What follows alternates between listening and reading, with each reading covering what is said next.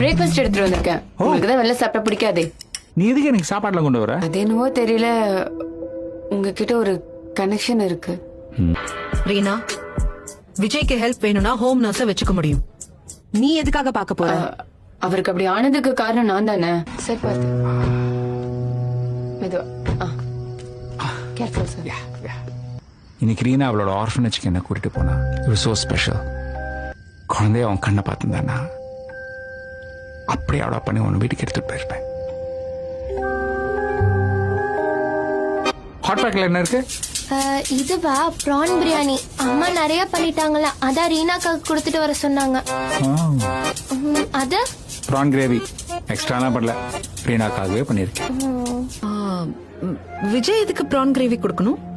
நான் அவர் வீட்டுக்கு போய் சமைச்சு கொடுத்தேன், அதான் அவர் எனக்கு சமைச்சு கொடுத்தாரு. நீ எதுக்கு அவர் வீட்டுக்கெல்லாம் போய் சமைக்கிற? மேம், அவருக்கு அடிபட்டு இருக்குல்ல. உனக்கு ஒரு சர்ப்ரைஸ் வச்சிருக்கேன். என்ன மறுபடியும் சமைச்சு தர போறீங்களா? அதை விட ஸ்பெஷல் ஒரு கேஸ். ஒன்னா ஒர்க் பண்ணலாமா? இல்ல, இந்த கேஸ் ரீனாவால பண்ண முடியாது. நீ ஜூனியர்ஸ் யாரையாவது எடுத்துக்கோ. ரீனாக்கு வேற கேஸ் இருக்கு. சும்மா சொல்லக்கூடாது. அவங்க ரெண்டு பேரையும் பாக்குறதுக்கு ரொம்ப பெர்ஃபெக்ட்டா இருக்காங்க.